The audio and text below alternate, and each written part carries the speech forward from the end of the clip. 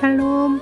2월 14일 토요일 하나님 나라를 시작하는 말씀 묵상 시간입니다. 오늘 무신 공동체에게 주시는 하나님의 말씀은 요한복음 5장 16절부터 30절까지의 말씀인데요. 젊은일 누리의 박민 집사님께서 말씀을 읽어주시겠습니다. 하나님 말씀에 귀 기울이시기 바랍니다. 그러므로 안식일에 이러한 일을 행하신다 하여 유대인들이 예수를 박해하게 된지라. 예수께서 그들에게 이르시되 내 아버지께서 이제까지 일하시니 나도 일한다 하시매, 유대인들이 이로 말미암아 더욱 예수를 죽이고자 하니 이는 안식일을 범할 뿐만 아니라 하나님을 자기의 친아버지라 하여 자기를 하나님과 동등으로 삼으심이로라. 그러므로 예수께서 그들에게 이르시되 내가 진실로 진실로 너희에게 이르노니 아들이 아버지께서 하시는 일을 보지 않고는 아무것도 스스로 할 수 없나니 아버지께서 행하시는 그것을 아들도 그와 같이 행하느니라. 아버지께서 아들을 사랑하사 자기가 행하시는 것을 다 아들에게 보이시고 또 그보다 더 큰 일을 보이사 너희로 놀랍게 여기게 하시니라. 아버지께서 죽은 자들을 일으켜 살리심같이 아들도 자기가 원하는 자들을 살리느니라. 아버지께서 아무도 심판하지 아니하시고 심판을 다 아들에게 맡기셨으니 이는 모든 사람으로 아버지를 공경하는 것 같이 아들을 공경하게 하려 하심이라. 아들을 공경하지 아니하는 자는 그를 보내신 아버지도 공경하지 아니하느니라. 내가 진실로 진실로 너희에게 이르노니 내 말을 듣고 또 나 보내신 이를 믿는 자는 영생을 얻었고 심판에 이르지 아니하나니 사망에서 생명으로 옮겼느니라. 진실로 진실로 너희에게 이르노니 죽은 자들이 하나님의 아들의 음성을 들을 때가 오나니 곧 이때라. 듣는 자는 살아나리라. 아버지께서 자기 속에 생명이 있음 같이 아들에게도 생명을 주어 그 속에 있게 하셨고 또 인자됨으로 말미암아 심판하는 권한을 주셨느니라.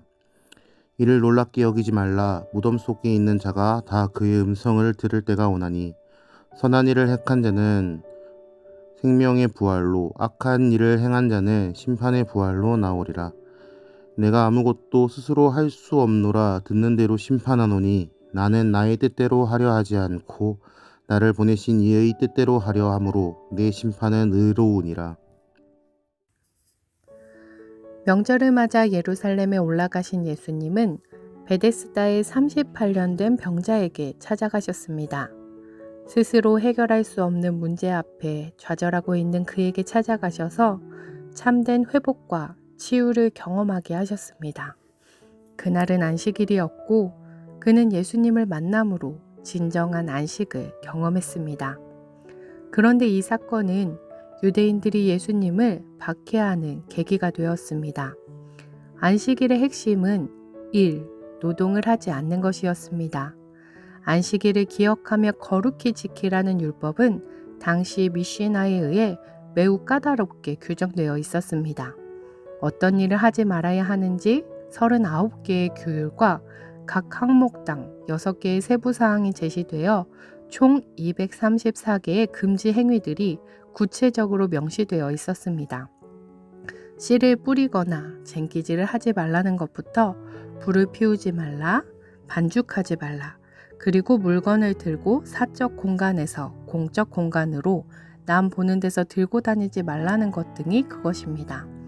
38년 된 병자가 자기 자리를 들고 베데스다 연못이라는 사적 공간에서 다른 장소로 이동한 것이 그들의 눈에는 이 규정을 어긴 것으로 보였습니다. 38년이나 고통과 절망 속에 살아가던 그가 회복되어 진정한 안식을 누리게 된 기쁨은 그들의 눈에 들어오지 않았습니다. 유대인들, 특히 바리새인의 눈에는 오로지 자신들이 만든 규정에 따라 안식일에 물건을 움직이면 안 된다는 조항을 어기고 왜 자리를 들고 가느냐 하는 문제만 보였습니다. 유대인들의 안식일법에는 인간에 대한 이해와 배려, 사랑과 공감이 전혀 없었습니다. 38년이나 병자였던 그가 예수님의 자비로 치료된 감격에 동참할 힘이 없었습니다. 안식일법이 무너지는 것에 대한 두려움이 더 컸기 때문입니다. 그들은 안식일을 주신 하나님을 경배하지 않았고 안식일 자체를 경배했습니다. 그들은 안식일의 신성성을 강조하기 위해 안식일을 주신 목적 자체를 물어보지 않았습니다. 안식일은 하나님이 승리하신 날입니다. 혼돈 가운데 6일 동안 창조하시고 안식하신 날입니다. 또한 안식일은 이집트의 노예 백성이었던 히브리 민족이 하나님께서 그들을 해방하셨던 그 감격에 의지하여 그들이 부리고 있는 노예와 가축에게도 쉼을 주어야 하는 날이었습니다. 이스라엘은 안식일의 수혜자이면서 동시에 불우한 처지에 있는 동포와 가축을 하나님처럼 해방시켜 주어야 하는 안식의 수여자이기도 했습니다. 본문 17절에서 예수님이 말씀하십니다. 예수께서 그들에게 이르시되 내 아버지께서 이제까지 일하시니 나도 일한다 하시매. 안식일은 아무것도 행하지 않는 날이 아니라 오히려 아버지의 일을 하는 날이었습니다. 하나님은 안식일을 거룩하게 하사 복 주셨습니다. 이스라엘도 안식일의 활동을 중지하는 데 그칠 것이 아니라 거룩하고 복된 일을 해야 했습니다. 예수님은 안식일을 거룩하게 하기 위해 아버지의 일, 즉 38년 된 병자를 회복해 하시는 일을 하셨습니다. 이것은 단순한 치유 기적을 넘어 지금 아버지께서 하고 계신 안식의 창조 사역에 동참하신 것이었습니다. 십자가와 부활을 통해 죄와 사망의 굴레로부터 자기 백성을 해방하심으로 궁극적인 안식을 누리게 하신 것입니다. 예수님은 안식일의 주인이십니다. 안식은 하나님 나라의 속성이며 구속을 통한 새 창조의 목표입니다. 하나님은 안식의 나라를 누리고 안식하는 백성을 창조하기 위해 구약시대 이스라엘 백성들에게 안식일, 안식년, 희년 및 각종 절기들을 주셨습니다.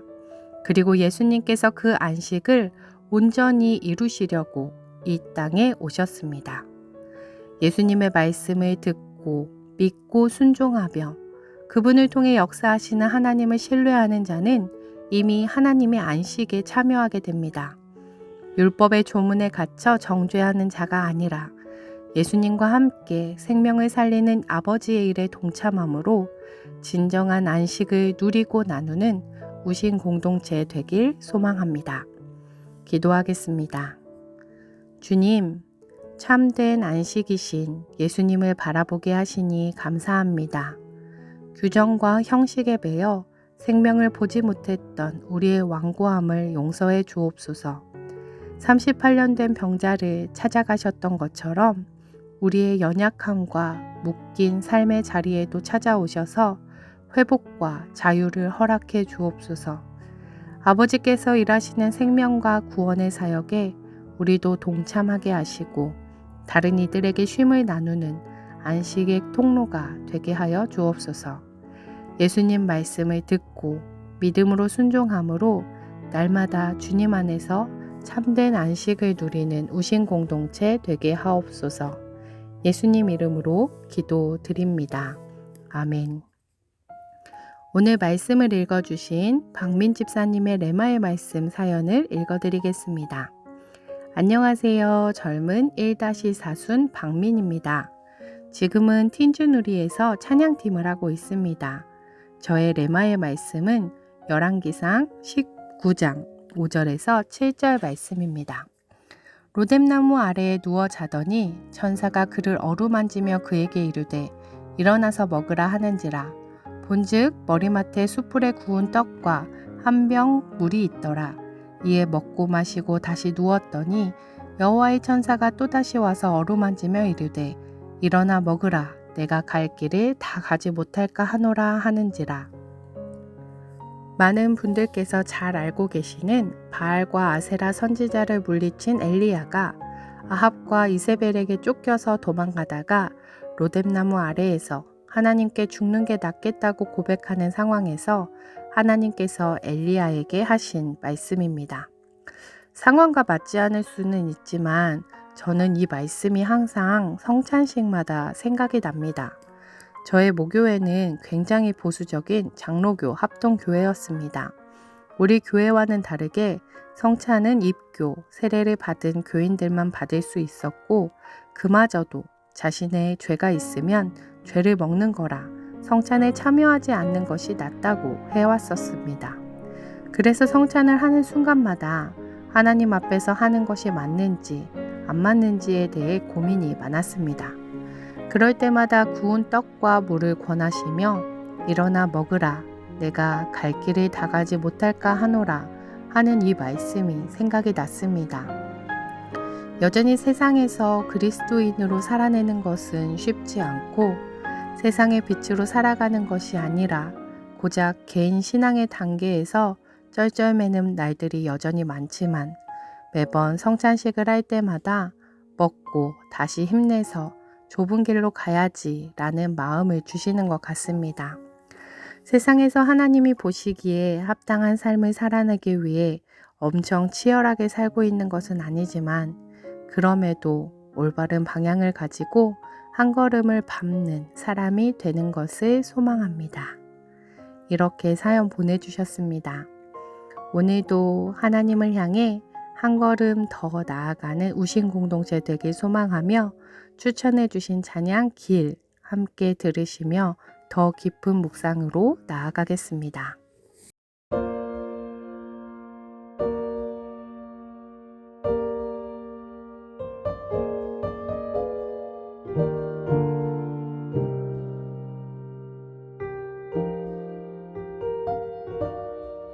수많은 길 내 눈앞에 놓여 있어 무엇을 선택할까 알 수 없을 때 진리의 빛 내 앞길을 밝혀주면 난 믿음으로 다시 나아가네. 많은 사람들 자기의 영광 구하고 스스로 높이며 살아가곤 하지만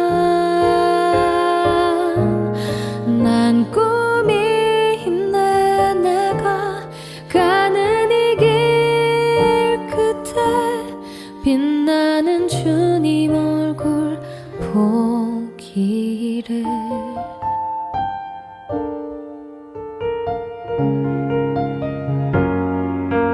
때론 메마른 광야 길을 걸어도 나는 결코 포기할 수 없네. 그분이 주시는 사랑에